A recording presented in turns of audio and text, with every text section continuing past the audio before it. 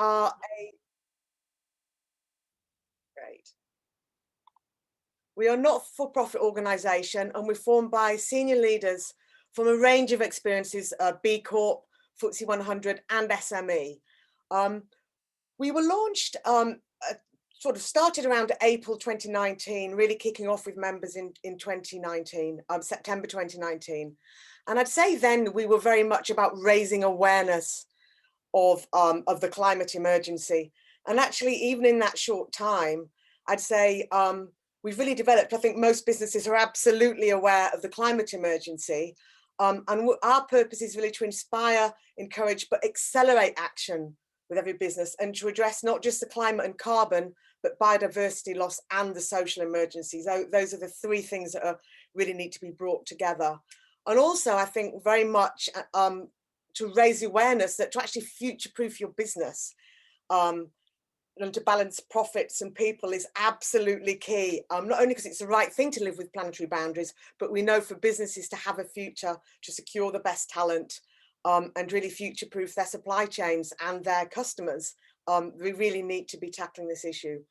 We also know that even over the last 2 years, a huge number of initiatives are out there on climate, fantastic initiatives. And we're here to partner, signpost, collaborate, and just ensure that we make the most impact and only really look at areas where we see we can make a difference and they aren't being covered by other people, so we can really affect change. If you want to just move to the next slide. So one question we get a lot is why join Business Declares? We're absolutely not there to compete with other organisations. I think it's good if we just briefly talk about B Corp. Absolutely phenomenal. I don't think you need me to say that. And we know that that is a fantastic way for businesses to really show their credentials on what they stand for.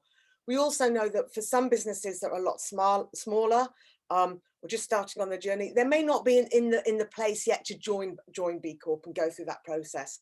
And so we would therefore very much be there to help businesses that want to make a very clear climate commitment, but there isn't a cost to joining Business Declares, and we don't want cost to be a barrier to anybody who's there to state what they stand for.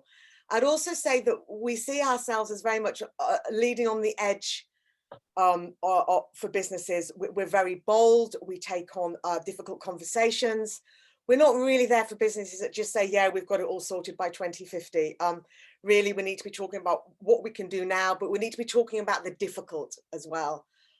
We share resources, we share events, we help networking and really help to inspire all businesses by connecting with other businesses that may have already tackled that issue, or they may want to work together on solutions.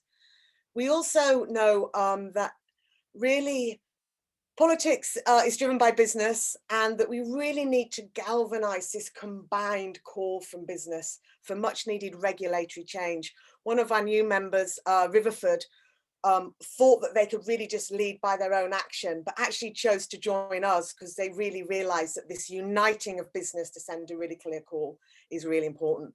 So we do take on a number of areas of advocacy. I think, you know, we're backing the Better Business Act, the CE bill, looking at global assemblies. And I think these are really important, that we can help businesses access these initiatives out there and really add their voice where we think it's the most important. And I did just add a quote from Chris Davis, one of our founding members at Body Shop, about the chance that we all need to unite and work together to get the change that we need. And we just skip on to the next slide. So here I just thought we've got coming up to 50 members. Here's just a few of them. Riverford joined us most recently, Ecotricity, Body Shop, and Cook are some of our original members, of course, Wholegrain Digital. I think we've also got a number of people from Do Nation tuning in today. So I thought I'd mention Do Nation. And just sort of some hot off the press news, Triodos will be joining us this week, which we are, of course, very excited about. So I want to just skip to the next slide.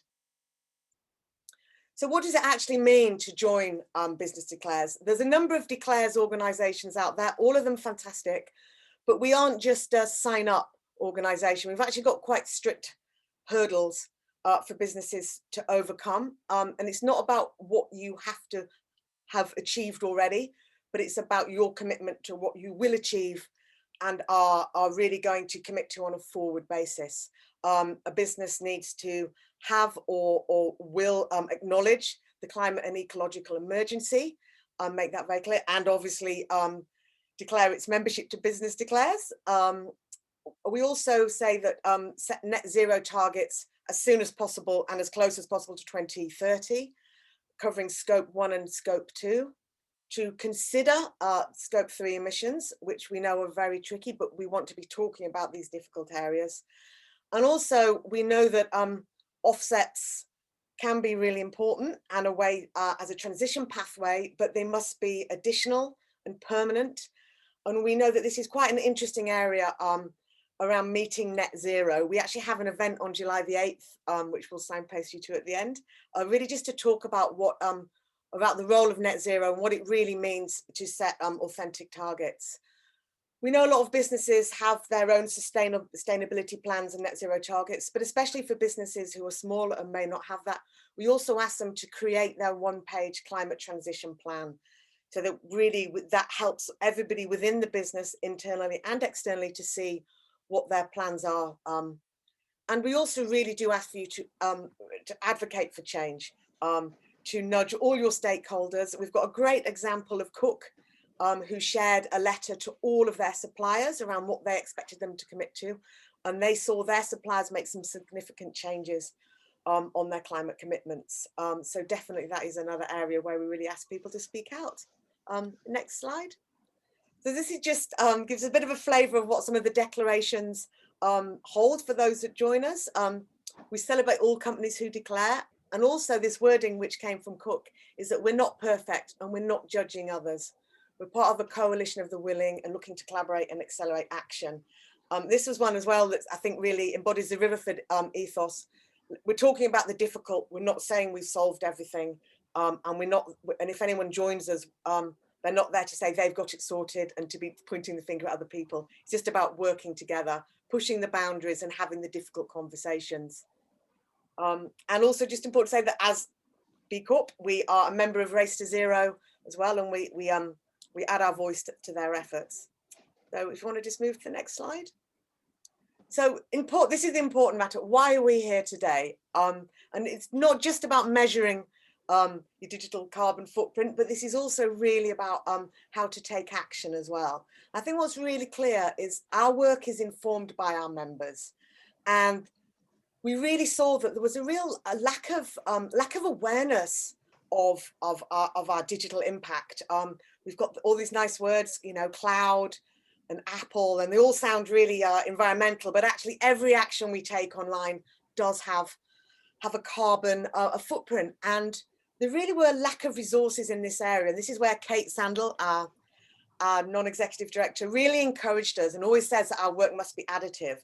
And Tom from Wholegrain Digital generously agreed to share all his expertise so that we could create a free resource, which is our digital declutter for business toolkit, which will encourage all of you to look at the end of this and to share as widely as possible, because it really has the actions that we can take.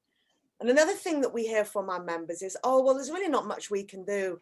We've in our own business, we've just got a small workforce that work from home. But I'm going to quote from Rim Bioendi from Offset Carbon Go. Every remote desk matters.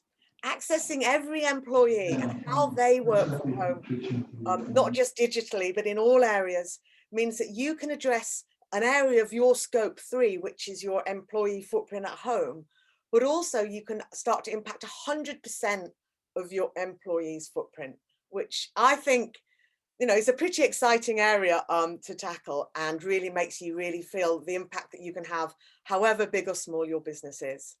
So if we just move to the next slide. So just quickly to recap, for any of you that might be interested in applying to join our network, we welcome all businesses, big and small, at any point in your journey. You can either email me directly, give me a call, look on our website, or follow us on Twitter and LinkedIn. And it'd be great to hear from any of you. A number of our members are already part of the B Corp community, and we look to grow that where possible. And just to the next slide. Just to mention very briefly, our event on lunchtime on July the 8th, you can find us on Eventbrite or on our website, where we will be just delving in, as I said before, about the nature-based solutions for business, looking at the biodiversity as well as carbon aspects, and unpacking the complexity of the net zero. But this is enough from me. If you just want to move to the next slide. It's my absolute pleasure to introduce Tom Greenwood, who's the co-founder and the managing director of Wholegrain Digital, who generously has given his time to create the toolkit and really is an expert in this area. So absolute pleasure to introduce you, Tom. Thanks, Sam. Yeah, so just firstly, just to say, big thank you to Samantha and Business Declares that we're doing this together. I mean, it was very much initiated by them, and it's been a really exciting collaboration since I think last summer. I think we've been working together, so it's been really, really good. If we go to the next slide, I will dive in. So we're all living in this digital era. We're using our laptops for work. We're constantly on our phones. We're watching our smart TVs when we go home in the evening. And I think we've got to a point in society very, very quickly, actually, where if we stop and we look back, we wonder, how did we ever cope without all this technology? Like, how did we live before smartphones and Google Maps and emails and messaging services? And there are many, many benefits that these technologies have brought to us, but a lot of it is stuff that we really can't cope without now that we've got it. If we move to the next slide. And there's this sense of digital technology being virtual. Like we talk about virtual reality, we talk about things being in the cloud as if it is literally just vapor. It's somewhere up there in the sky, and it doesn't really exist. And it's part of the reason why I got into digital in the first place, sort of 15 years ago, was I was actually trying to find a way of using my product design background without designing like physical products that were going to be dug out of the ground and manufactured and shipped around the world and then thrown in a landfill site. And I saw sort of the future is digital, is sort of how I saw it. We can dematerialize physical things and make them disappear into the cloud. And that's how I ended up running a digital agency, which I've been running for nearly 15 years now. If we go to the next slide. So the reality, though, behind the scenes is that this idea of the cloud is actually not virtual at all. It's very, very physical. This is a photograph from a data center in the UK, and there are thousands of these around the world. Thousands of these huge warehouses full of racks and racks and racks and racks of computers that are consuming electricity 24 hours a day. And it's not just the data centers. If we move to the next slide. It's also the telecoms networks. So the hundreds of thousands of miles of cables, the cell towers, the energy they're using to send data back and forth between our devices constantly. And we've got billions of people around the world now connected, using it for everything throughout their daily lives. If we move to the next slide. And it's also our devices as well. Like the devices don't just use energy while we're physically using them through their battery power, but there's also energy used in their manufacture and a wider impact through the actual materials they're made of, not to mention the physical materials for the networks, the data centers. Like all of this is really, really physical. And when you add it all up, what you find is that the internet is actually like the biggest machine that humans have ever created. It's a machine that spans the entire size of our globe. And never before have humans created something on this scale. If we go to the next slide. And just to highlight, we're even now kind of reaching beyond the boundaries of our own planet in building this huge physical network. Like we're putting it up into space with satellite internet. So there's a real physicality to digital technology that we don't see because it's hidden away. Like we don't have exhaust pipes on our laptops and we don't really think about the physicality of it, but it's very much there. If we move to the next slide. And just to highlight sort of one last thing on this physicality, just the amount of fiber optic cable spanning our oceans alone, let alone the land, is enough to go 3 times to the moon and back. So like that's the scale of this system. It's absolutely vast in terms of the materials that have gone into it, the energy gone into creating, building, maintaining it, and operating it day to day. So if we go to the next slide. So when we add this all up, just if we look at the energy and carbon emissions alone, if we take the material impacts out of the equation for a moment, just the emissions and the energy use of the internet are roughly equivalent to Germany, which is one of the most polluting countries in the world. I think it's currently 6th or 7th most polluting country in the world. So, you know, it's a very large economy. And if you think about the idea of trying to decarbonize a country like Germany, it's a mammoth challenge. And yet we think about the internet, we think, well, there's no real impact there. And similarly, the current emissions from the internet are actually probably now greater than global aviation. Pre-pandemic, they were roughly equal. And we think about aviation as being, you know, a very polluting industry. It's very much a hot topic in a lot of sort of climate conversations. And yet we're not talking about aviation. Yes, so I'm talking about global emissions for the internet and global emissions for aviation. So post-pandemic, with aviation reducing and internet consumption like drastically increasing, it's reasonably fair to say now that actually the global carbon emissions of the internet on an annual basis would be more than global aviation. So this is something that really needs to be looked at, and it's something that has been really overlooked by all sides of society, by business, by government, by the media, and the general public. And it's something that hasn't been part of the conversation until quite recently. And it's something that we've really been trying to change. And the good news is that unlike aviation, where there's like really difficult engineering challenges involved in decarbonizing something like aviation, the challenges of decarbonizing the internet are relatively simpler. It all runs on electricity anyway, and there's a lot of gains that can be made in terms of efficiency. So if we move on to the next slide. So what can businesses do? And this is kind of where Business Declares came at it. Business Declares became aware of this issue and came to us and said, well, look, you know, conversations are starting to happen where businesses are realizing this is something they need to be thinking about, but nobody really knows what to do. And so we embarked on this project to provide a starting point that businesses could go to and say, okay, let's learn about this topic. Let's take some steps forward. And it's very early days. This is an emerging field. So it's not like other areas of sort of environmental impact reduction where there may be like lots of pre-existing case studies, but nevertheless, there are things that we can do to start our journey. So if we go to the next slide. So the focus of this project we did together with between Wholegrain Digital, which is the company I run, and Business Declares, was to create this digital declutter for business toolkit, which is an online free resource to provide information to companies to start this journey of learning.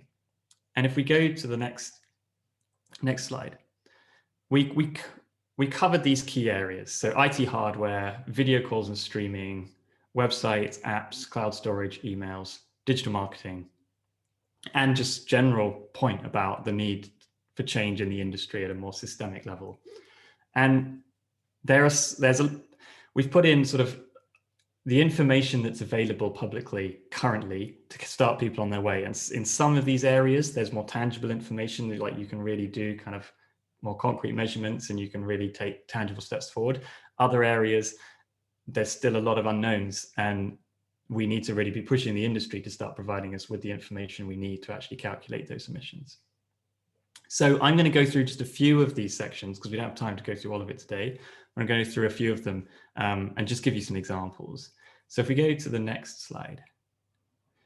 So IT hardware is one of the big areas that we recommend that companies look at initially. So it's not just about the usage of digital technology that's got a big impact. It's actually like the hardware itself is the foundation. You can't use any digital technology without the hardware. And brand new hardware has a huge impact in terms of its embodied energy and carbon.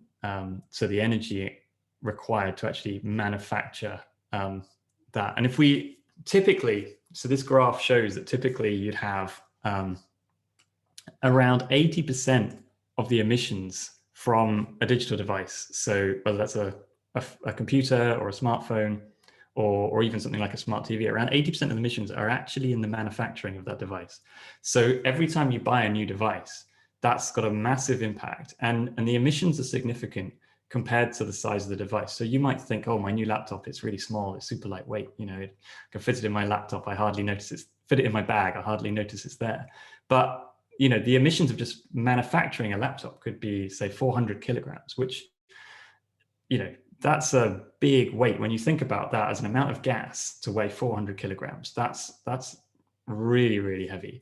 And similarly, a smartphone, a brand new smartphone could have sort of 70 to 90 kilograms of lifetime emissions, of which about 80% is just in the manufacturing alone.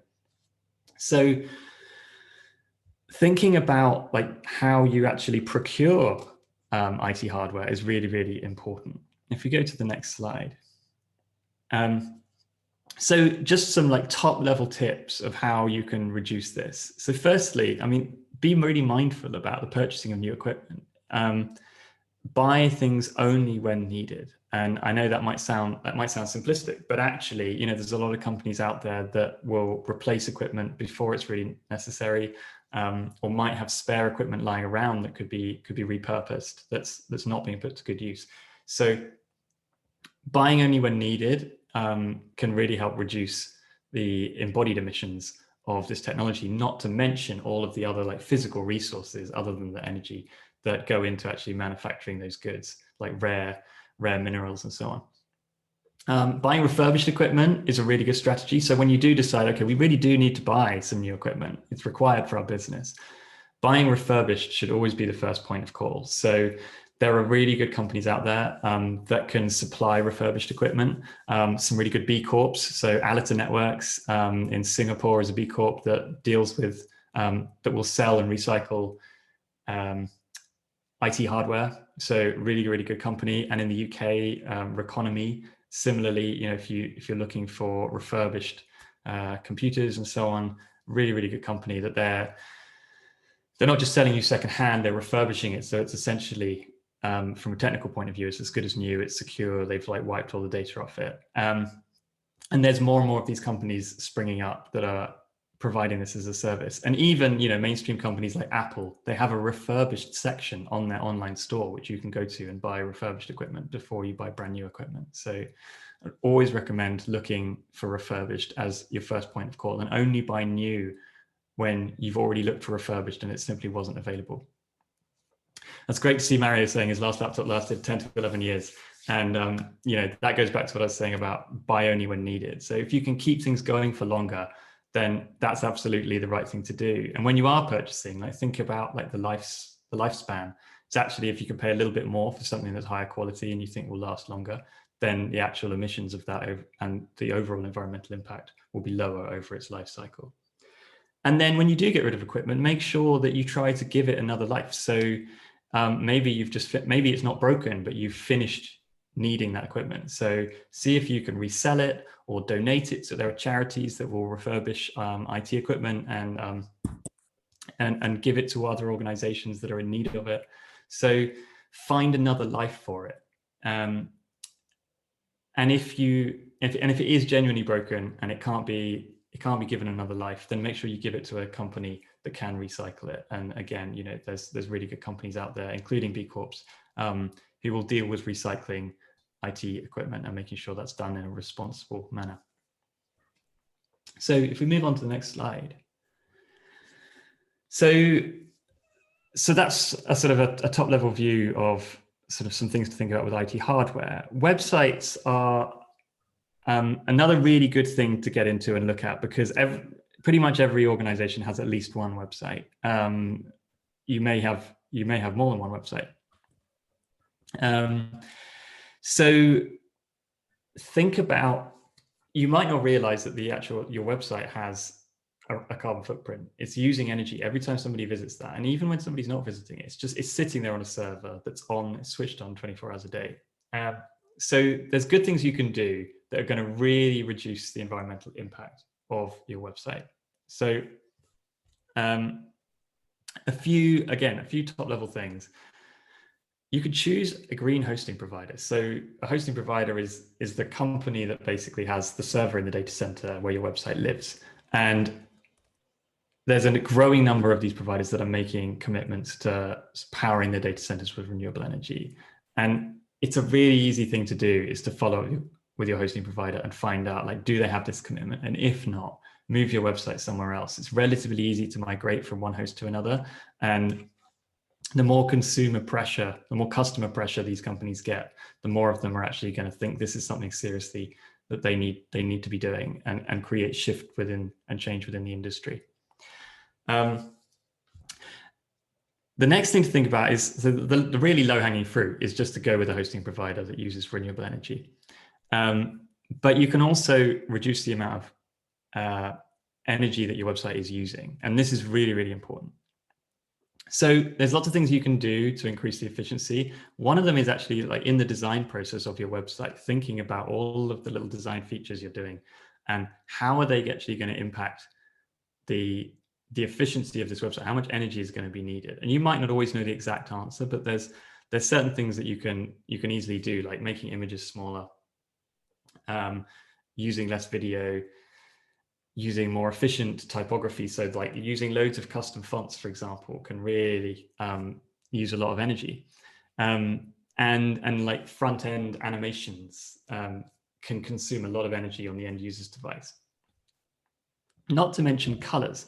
So the screen energy of your customers' devices will be affected by the design that you choose. So whether it's their laptop or their smartphone, whatever device they're using to view your website, if it's got a modern OLED screen, which is increasingly the kind of standard technology of new devices, then you'll actually find that dark colors use less energy than bright colors. So white means that, like, basically the whole screen is switched on full brightness. Black means that the screen is using almost no energy at all. So actually thinking about how you choose your color palette on your website can really have an impact on energy. I've put here on the slide, like, optimize, optimize, optimize. So like you might not be, the people on this call, you might not be involved directly in web projects, but there's loads of stuff that you can ask your technical teams to do to optimize the technology behind your website, both in terms of the images, the code, the hosting infrastructure. The more that it can be compressed and optimized, not only less energy it will use, but the faster your website will be. And that's actually true of nearly everything you can do to make your website use less energy. It will make it faster. And everybody wants a fast website. Google prioritizes fast websites now. It's one of their kind of ranking metrics. So there's a real incentive to actually pursue, like, rigorously pursue energy efficiency in web design now. I've just mentioned a couple of extra things here on this slide. So avoid autoplay video, where you load a website and there's a video in the background that starts playing immediately. Video is one of the most energy and data hungry things that you can do on the internet. And having a video that plays automatically not only means that you're going to be consuming loads of data and energy as soon as every single person visits that website, but it's also really unfair on the users. If you've got users who are maybe in low-income groups and they have a limited amount of data, as soon as they hit your website, you're burning through their data before they even know it by autoplaying that video. So avoiding autoplay video is, like, it's good for the environment, but it's also good for your users from a social point of view. And then minimizing tracking scripts. So tracking scripts, Google Analytics is obviously the standard basic tracking script, but there's loads more tracking scripts that you may be using for various things. And tracking scripts kind of use energy in multiple ways. Firstly, they increase the actual amount of data that the user has to load to visit your website, because the tracking scripts add extra kind of code on top. So that uses extra energy. Then they're doing work on your user's device to harvest their data. So it's not just a privacy issue, but you're using their battery and electricity. And then what you're doing is you're sending more data back over the internet, which has to be stored in a data center somewhere. So there's, like, multiple layers energy being used in tracking. So the sort of the needs of the environment really align with the needs of society in terms of data privacy. And really, if you prioritize privacy, you're also prioritizing the environment. And if you're working on a web design project, then I've written a book that goes through like all of this, the website side of things in more detail. Sustainable web design, which you can find online at abookapart.com. And it will take you through the web design process and look at like how do you plan a website to make it more efficient? How do you design it? How do you develop it? How do you find a web host that's more efficient, and so on. If we move to the next slide. So I just wanted to show you an example of a nice project that really kind of pursued this in a way that was sort of a bit fun and tailored to get people's attention. So Organic Basics, really great B Corp clothing brand in Europe. And they created a low carbon version of their website where they've stripped back a lot of the code and they've replaced all of the photographs on their website with these really, really simple illustrations. And it's important to note that this is really a showcase that they did to highlight the difference in impact, and sort of really an educational tool for themselves as an internal team, but also for their customers to help them learn about the impact. And it doesn't mean that necessarily it's appropriate for all clothing brands to replace all of their photographs with illustrations of their clothes, because customers may want to see the photographs of the clothes. And Organic Basics have acknowledged this, but it's nevertheless a really great educational tool. I think it highlights some really good things. And if you go to this website, if you go to Organic Basics and you look in the navigation, they have a link to their low carbon website, and you can click there, and it actually takes you on a bit of a journey of explaining how they've done that and how they've thought about it. So if we go to the next slide, I just wanted to highlight a tool that we created a few years ago, and we continue to sort of evolve to help people think about their website emissions, is websitecarbon.com. It's a free tool. You can go there, you can put in your web address, and it will give you an estimate of your of the carbon emissions for the web page that you've entered. And you can do that for as many pages as you want, and multiply that up by your traffic. So it's a nice simple tool that you can use to start getting a handle on things. That's websitecarbon.com. Now, if we go to the next slide. So I can see a lot of people asking about like Netflix and streaming and things. We can maybe cover streaming in the Q&A, but video calls are very similar. And I'm going to talk about them now because they're more sort of business focused. Thanks for sharing the link there. And like we're on a video call now. We're all using video calls more than ever thanks to the pandemic. I mean, there's some things you can do to really think about like reducing the impacts of the energy and emissions from your video calling. So the first one is like, if you're in a position to actually influence the solution that your company uses, shop around for tech companies that are providing video call solutions who actually have a commitment to using renewable energy. Google and Microsoft stand out as, you know, they don't have perfect commitments, but they certainly are leading the industry in terms of having fairly decent commitments. Some of the other providers say, you know, very little about this. So if you can choose a provider such as Google Meet or Microsoft Teams, for example, then that's a good start. Next thing, which is good for productivity as well, is just invite less people to calls. I mean, I think just generally in the world of work, have less meetings, make meetings shorter and more efficient is sort of broadly good advice. And I think the same applies when we're doing it online. I think it's easier than ever with online meetings to sit in the background of a meeting when you're not really there, like you're not really listening, you're doing something else, you're working away in another tab, you're just sort of, you're there in, you're there as an icon, but you're not actually there in spirit. And I think it's good for us to actually think, well, if I'm not really there, do I need to be there? And try to create a culture where we don't have presenteeism in digital meetings, and we can only attend the meetings where we really need to. The other thing, which thank you all for participating in this afternoon, is switching cameras off when not needed. It just reduces the amount of data that needs to be transferred. If people can't see you anyway because you're not the main speaker, then it's good to have the camera off. But obviously, there's a real value in seeing people's faces when you are actually engaged in a conversation with them. So it's not that we shouldn't use cameras, just that we should use them mindfully. Another thing is avoiding using artificial backgrounds. So artificial backgrounds use a lot of computing power to actually sort of fade out the background behind you in real time and make those computations. So if everybody in the world was on a Zoom call and they were all using artificial background, that would be consuming a lot of energy on all of those computers. So so if you need to use one because there's stuff behind you at home and you don't want people to see, fair enough. But if you can avoid them as much as possible, that's a good thing. And then the last thing really is just use the phone. I think we've got into this habit of like, we always have to have a video call, and we've forgotten that phones exist. And actually telephones are far more energy efficient than video calling technology. And actually sometimes it's nice to just pick up the phone and give someone a call.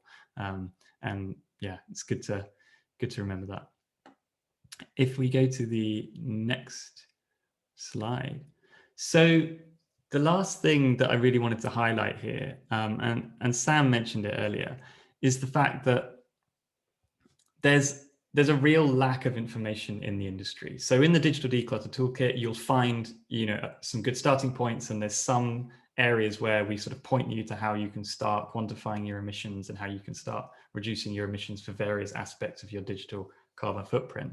But the tech industry likes to operate very much as a bit of a black box in many ways, particularly when it comes to its environmental impact. And that makes it really difficult. It makes it very difficult for all of those companies out there, like you guys on this call today, who actually want to do something about it, who want to quantify and understand your impact. And there's very little information out there. So take the actions that you can with the information that you have available to you, but keep asking questions, particularly as a customer of tech companies. Like if you can't find the information, keep asking them, ask their customer support, ask your sales reps, make it part of your procurement process to put pressure on them.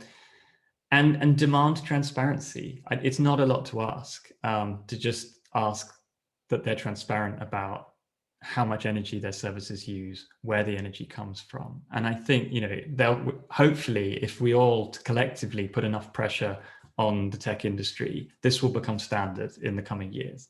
But it's currently not, and we all need to work together to chip away at putting that pressure on them. So do these things, take the actions you can, ask all the questions. Don't be shy to ask the questions to things that you want to know the answers to, and demand more transparency from the tech industry. And the next slide, so this link's already in the chat, but you can find the Digital Declutter Toolkit at wholegraindigital.com/digital declutter. And this is something that is going to be updated over time, we hope. So as we find more information, we will add it into the toolkit here. And if you guys on your journeys come across things that you think would be really useful to put in the toolkit, then by all means, please do get in touch and contribute that. We'd be really appreciative. There we go. And we're ready for our Q&A. Thank you, Tom. I feel like I learned so much. I'm now very aware I'm using an artificial background. Yeah, I was thinking that when I said it. I was like, oh no.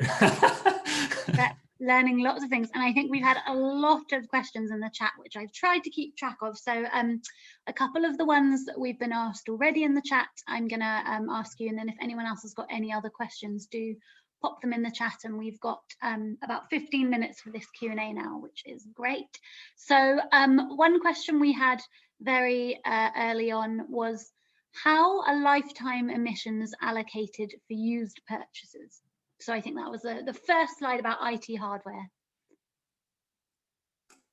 That's a great question. So I think, this is subjective, but from the people I've spoken to, generally it seems to be looked at that the first life of the product is where they're accounted for. and then when they're refurbished and they're resold, the manufacturing impact is not included in that second life. Whether that's the right thing to do or not is a subjective decision, but that's generally what people seem to be doing. Great, amazing. And then another question that we had here was, what pressure, if any, is being applied to the large web building companies that offer free websites, i.e. Wix, WordPress, Squarespace, to become more sustainable? And are those conversations happening? I think you said change the industry, have these conversations. Is it something that is already kind of happening at that level, or do we all need to start writing emails and starting these conversations? Yeah, that's a great question. So both. We definitely all need to be, as customers of these services, putting pressure on and telling these companies that this is what we want as their customers, that we want things to be energy efficient and we want them to be using renewable energy. There has been some progress. So they're not a lot. So Wix has been making efforts to make its platform more energy efficient. I don't think they have a commitment to using renewable energy yet, but they have been trying to make it more energy efficient, and that's a good step forward. And I've seen progress there. I know at WordPress.com, which is the commercial version of WordPress, there's been a real kind of employee push on the inside, trying to get them to focus on these issues and commit to using renewable energy. As far as I'm aware, that hasn't really manifested in any changes in the service yet, but nevertheless, there is pressure there on the inside, and there's also pressure from the outside for customers. And the other thing I'd mention with WordPress is there's two versions of it. There's the commercial service, which is very much kind of a package deal, very much similar to something like Wix. And then there's the open source service, which you can do whatever you want with that. And that's what we do as an agency, is we use the open source version of WordPress. We optimize it for efficiency in every possible way we can, and then we host it on servers that have a commitment to renewable energy. So that's an option you have with an open source solution. Great. And then I think we had some conversations in the chat about streaming platforms, and I know there's some amazing statistics around the energy usage when it comes to watching Netflix. Have you got anything to add about that? I mean, essentially just to be mindful of it. Like, the streaming is fast becoming one of the biggest sources of digital emissions, just because of the amount of data that it consumes, and the amount of time we're spending watching stream video is going up and up. So it's just something to be really mindful of. I think it's more difficult there, where you don't necessarily have much of a choice over which platform you use. If you want to watch Game of Thrones, there's only one place to watch it. You don't have a choice of 3 different platforms. So it's something to be mindful of, and there's definitely something to be said for trying to do a bit of a personal digital detox, take time offline, and it's good for our mental health as well. But we've got a bit less choice over those services. Mm-hmm. Amazing, great. And then we've had a few questions here around what are the best tools? God, the chat's going very quick. What are the best tools you found for measuring footprints, and are there any kind of advice around this? I think you said your website carbon calculator is a useful place to start. Yeah, so there's very few tools out there at the moment. Our website carbon calculator is a good place to start, and we're going to be releasing a new version of that sometime this year, hopefully, if we have time. And that's open source as well, so you can really customize that and tailor it to meet your needs. And hopefully we'll develop more kind of fully fledged advanced versions of that in the future. There's an open source tool as well from a company in the US called ThoughtWorks, which you can plug into if you're directly buying cloud hosting from either Google Cloud Platform or Amazon Web Services. Then ThoughtWorks have released an open source tool that you can plug into that, and it will do a calculation of the energy consumed on your cloud accounts. So that's definitely worth looking at. I don't have the link handy, but I can certainly try and find it afterwards. And then another one is in the Safari browser. If you're on an Apple computer, in the Safari browser, if you go into the developer tools, they actually have an energy impact tool. So when you have the dev tools open and you load a website, it will actually measure the amount of CPU usage on your device, and you can compare that. So if you're developing a website and you want to compare, like, how does this like animation fade in effect impact the energy consumption, you can actually use that tool in the Safari browser to find out. Great, that's very good to know. And then a good question here is around, do we need to include our digital carbon footprint in our net zero calculations? I would say yes, but you know, I guess you know, scope 3 is like that fringe area where there's lots of things that are difficult to calculate. So I would say yes, but obviously we've got to be kind to ourselves in acknowledging that we don't necessarily always have the answers. Yes, brilliant. And we've had lots of questions coming in, and we have got time, so I'm just going to keep on throwing them at you, Tom. Yeah, go for it. We've had a question here around, given the percentage of emissions from a device being from manufacture, by what extent would powering digital products with renewable energy address the internet's carbon footprint? Oh, this is a great question. So it's interesting because when for a consumer device, it's about 80% of the emissions are in the manufacturing. So a consumer device would be, you know, you buy yourself a phone, or as a company, you buy some laptops to use for work.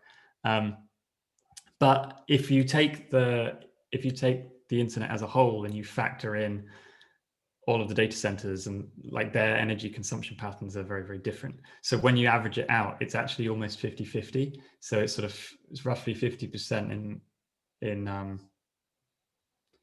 it's actually less than, sorry, I've got it wrong. It's actually the other way around. So it's around 20% in manufacturing and around 80% in usage. So those dynamics are actually very different. So both are important. Manufacturing is really important. If you're in the process of buying devices, then it's super important. But when you look at the internet as a whole, as that huge global system that's using electricity 24 hours a day, actually most of the impact of that is in its energy consumed during usage. Yes. Great, that's brilliant. And I can see that some resources have been shared in the chat around a spreadsheet to start measuring your footprint as well, which is great. And another question here, what are you most excited about? Are there any kind of innovations and things happening that you think, oh, this is really interesting, or this is something that's quite innovative and exciting? If there's anything you'd like to share around that, that would be great. Yeah, so one of the things that I came across recently, which really excited me, is a company in the Netherlands called Block Heating. And what they're doing is they're developing data centers that are, instead of being built on an industrial park somewhere where they have to throw away all the waste heat. So data centers, if you're not familiar, one of their big energy problems is that computers get hot, but computers don't like being hot. So, so they have to keep cooling them down. So you're burning energy in the servers, which is turning into waste heat, and then you're consuming more energy in the cooling systems to get rid of that heat. And the waste heat effectively is just blown out into the atmosphere. It's completely waste. So this company, Block Heating, is really exciting because what they're doing is building data centers on farms in the Netherlands where they have heated greenhouses, and taking the waste heat out of the data centers, away from the servers, into the greenhouses, which are normally heated by burning natural gas. So, you know, they're fossil fuel powered tomatoes and cucumbers.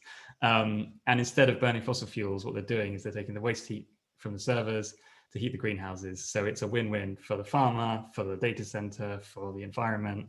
And you can have, you know, salad that is literally, you know, grown with the waste energy from your website, which is really exciting. Wow, that's brilliant. That's a great example.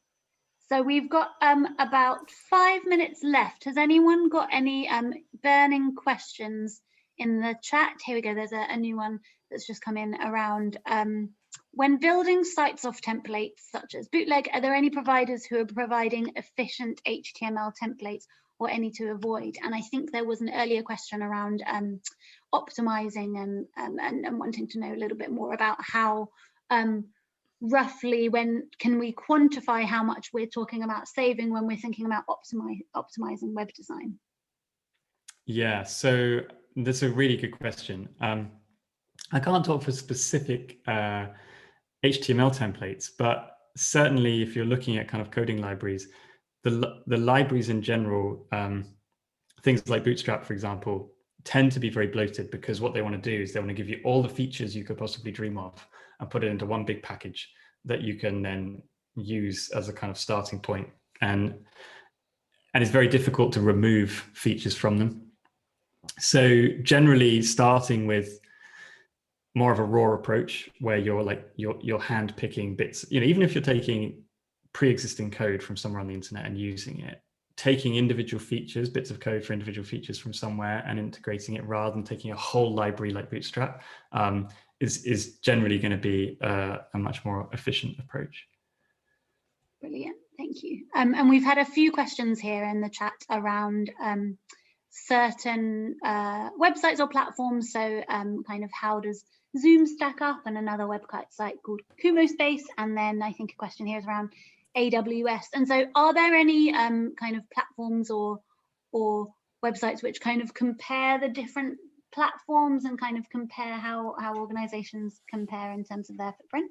Yeah, so if you're looking for like hosting providers, for either for your website or some other sort of app that you're running, then there's an organization called the Greenwood Foundation, and they have a database of hosting providers who have made a commitment to using renewable energy in their data centers. It's not a perfect database, because you can't necessarily tell exactly what the commitment means, but it's one of the best tools that's currently available to at least get a starting point of who to talk to, which companies to look at. In terms of the big cloud providers, Google and Microsoft tend to have kind of the better commitments, but and Amazon have historically had a very bad reputation in this area. Amazon are now kind of moving towards like having commitments for some of their data centers and not others. So if you are using Amazon Web Services, it's worth looking at Amazon's commitments and finding out which data centers they have the commitments in, and seeing whether you can host your services in one that's got the commitment and it's near to your customers, if possible. Sometimes it's not possible, but if you can find one, then that's worth doing. I think Ireland is one of their good ones at the moment. Brilliant. I think there's so much knowledge that has been shared. I feel like I'm going to go away and do a lot of research, as I'm sure everyone else is on the call as well. So we'll follow up, we'll share all of the slides. We're also going to send the link again to the toolkit, which has got lots of areas that we didn't actually manage to cover in today's session. And I think we'll definitely encourage everyone to get onto the Beehive. We'll share the resources in there and get Tom on the Beehive answering some questions as well, because there's so much expertise here, which is brilliant. We'll be sharing the recording on our YouTube channels later in the week as well. Brilliant. So thank you, everyone. This was the last session of the UK gathering. I know some of you are in America, so you'll probably got a couple more sessions, and other places around the world you've got a few more sessions left. But thank you all so much for joining us. It's been such an amazing day, and we've really gone from lots of different topics, from climate justice to digital carbon footprints. So yeah, it's been a really great session as well. Just a reminder that we've got day 3, we've got more things happening tomorrow, so do log on to your Shed platform, and there's lots of different sessions from across the B Corp community tomorrow, from lots of different regions. So I know we've got a global regenerative agriculture session, which will be really interesting. We've got one on scope 3 in the circular economy, so definitely do check it out, and we're looking forward to seeing you again tomorrow. And thank you all for joining us, and thank you so much to Samantha and Tom for sharing their expertise on this session as well. Great, thank you all. Bye. Have a good day. Thanks everyone. Bye.